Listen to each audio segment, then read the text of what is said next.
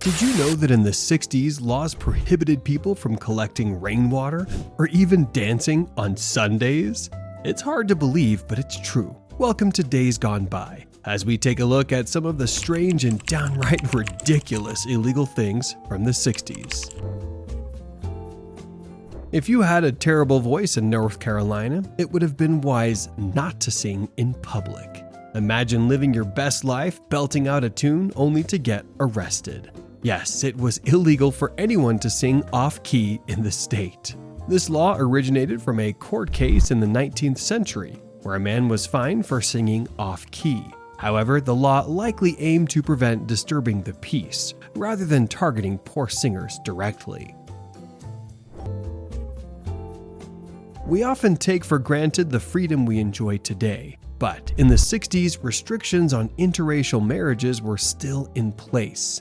16 states across the US had banned interracial marriages, until the landmark Loving v. Virginia ruling by the Supreme Court in 1967. It sounds unbelievable today. Someone telling you it's illegal to fall in love with someone of another race? Richard Loving and Mildred Dolores grew up together as neighbors in Caroline County, Virginia, and fell in love. The Racial Integrity Act of 1924 made interracial marriage illegal in Virginia. To bypass this, the couple got married in Washington, D.C. However, upon returning to Virginia, they were arrested in their home. They were prosecuted, convicted, and forced to leave Virginia. The Supreme Court's ruling not only overturned their conviction, but also invalidated bans on interracial marriages, marking a turning point in the fight for racial equality.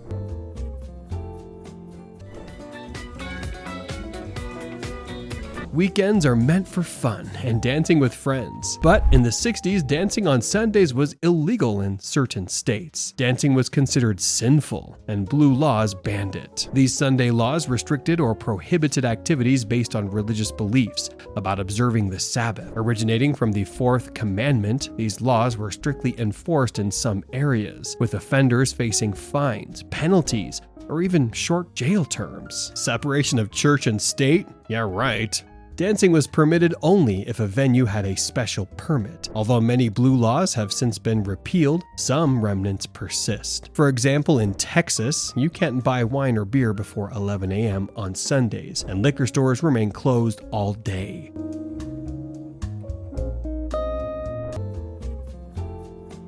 How could it be illegal to collect rainwater? Water laws in the U.S. made collecting rainwater illegal in some states, particularly those with scarce water resources.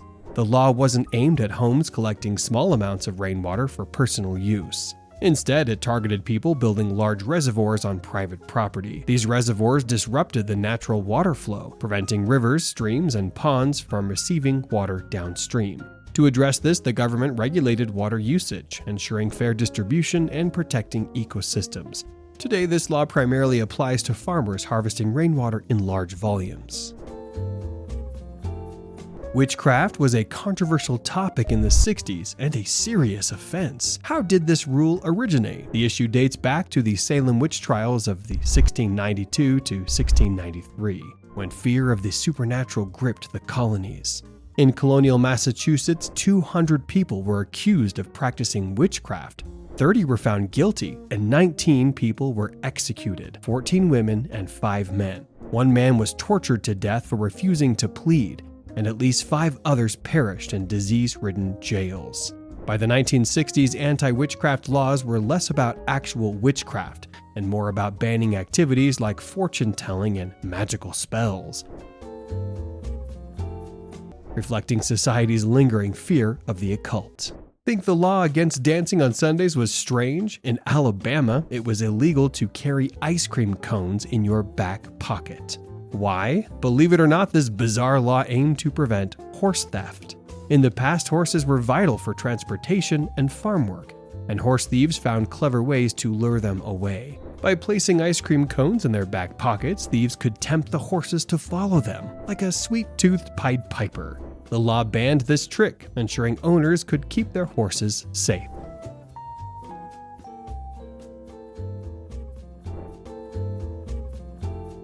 Next up, we come to driving barefoot. In Alabama in the 60s, it was illegal to drive without shoes on. You might think driving barefoot would give you better control, but the law required drivers to wear shoes, whether loafers, sandals, or flip-flops. Luckily, times have changed, and today you can cruise barefoot on the highway without the Alabama Highway Patrol pulling you over for violating this old rule.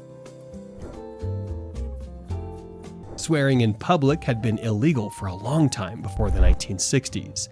In the 1960s, people started embracing cultural changes, but most still held conservative views on what constituted decent behavior. Public swearing was considered offensive, especially in front of women and children. The rule against swearing applied across the board, from kids to adults.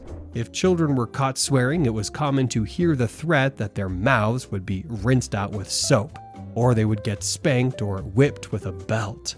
Over time, people started to complain that the law infringed on their right to freedom of speech. Most times, the law was used discriminatorily, with wealthy people getting away with offense and lower-income people or minority groups facing serious consequences. Imagine a law that tells you how many pounds of potatoes you should own. It sounds ridiculous, but in the 60s, an antitrust farming law was passed. It prevented large corporations from manipulating the market by hoarding potatoes and increasing prices. If you were a commercial potato farmer and could prove it, you could hold more than 50 pounds. If you've always wondered where the potato police joke originated, now you know. In San Francisco, you could not eat watermelons in public parks. Imagine a hot day at the park full of families all eating watermelons. By evening, watermelon seeds would be strewn all over the park. The law was designed to keep the parks clean as people's attitudes towards many things changed. This law disappeared, and now you could enjoy watermelon in peace, as long as you make use of the provided trash bins. Sharing food with the homeless might seem like a goodwill gesture, but is it? Did you know it was illegal to share food in public? Imagine being punished for trying to help the needy. Unfortunately, that was the case in the 60s. Food chains and hotels would face hefty fines for sharing leftovers. Health officials passed laws restricting or prohibiting food sharing in public to prevent the spread of foodborne diseases. Even today, sharing food with the homeless is still illegal in some places, and companies can face lawsuits or fines for breaking the law.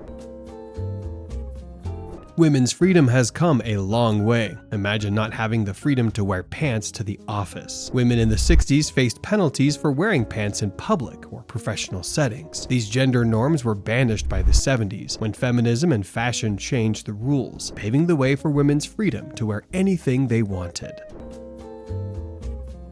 Making wine at home was legal, but home brewing beer was illegal?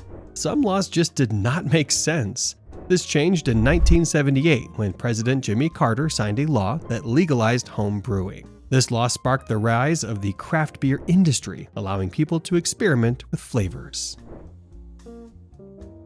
In the 60s, owning a slot machine was illegal in many states, as it was considered gambling. Slot machines were associated with organized crime, especially in cities like Chicago and Las Vegas. Back in the 60s, criminal gangs like the Mafia would allow people to run gambling dens that included slot machines. The government took swift action to curb illegal gambling and surging crime rates. Ironically, this law fueled underground gambling, leading to widespread crime and exploitation. To this day, the government highly regulates the ownership and use of slot machines. Gaming control boards oversee their use and legality. Living with a boyfriend or girlfriend outside of marriage could result in eviction or fines. The 60s were steeped in morality issues, and landlords and college hostels enforced strict rules. By the 70s, these social norms and obsession with morality standards began to loosen. Today, living with a boyfriend or girlfriend is nothing scandalous or immoral.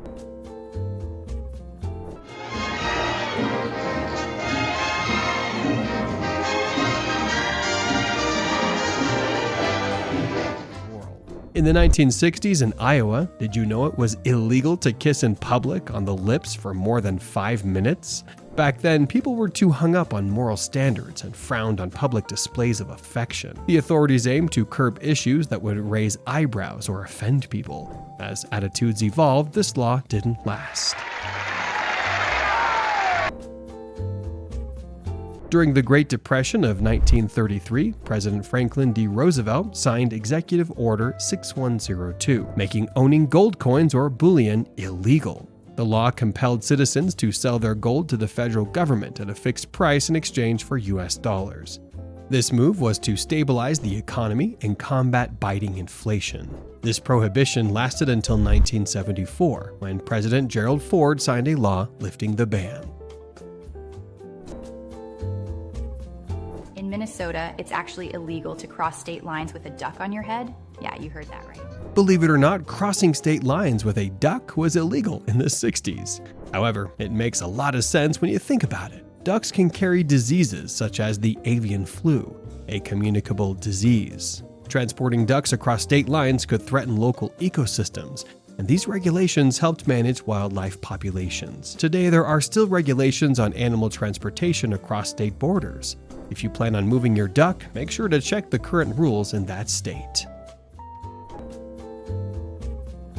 North Carolina had a law in the 1960s that forbade farmers from using elephants to plow their cotton fields. This bizarre law came about when some farmers tried to get clever. They thought it would be cost-efficient to use elephants to plow the land in half the time, saving on labor costs.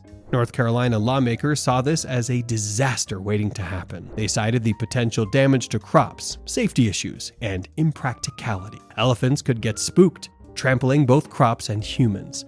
Farmers later found better, safer, and more efficient ways to plow their fields as farming technology evolved.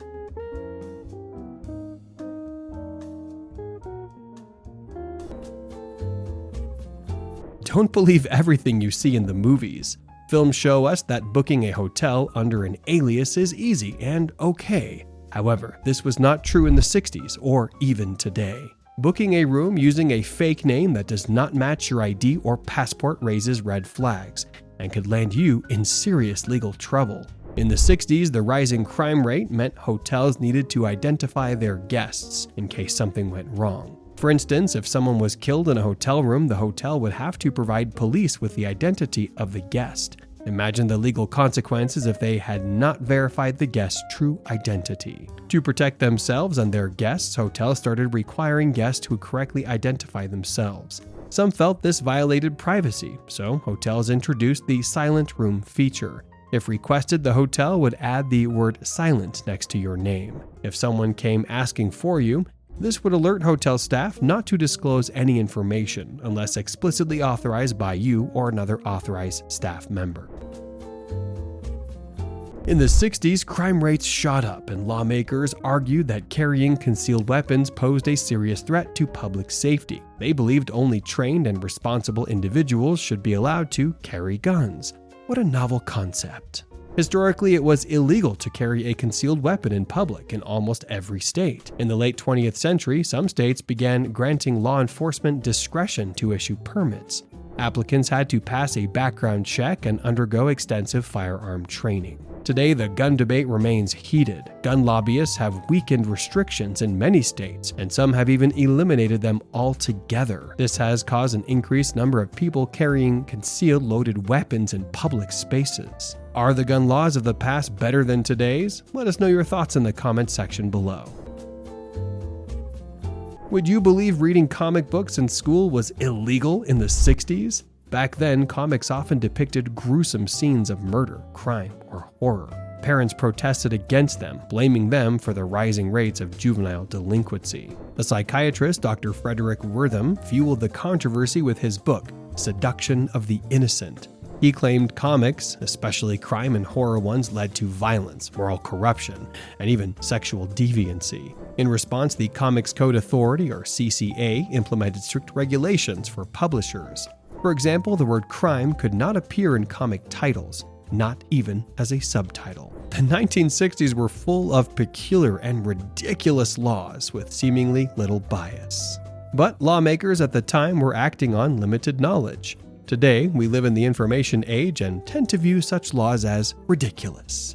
If you enjoyed this video, please give it a thumbs up, comment, and share so YouTube recommends it to others. Turn on the notification bell to get instant updates when we post new videos, and we'll see you in the next one.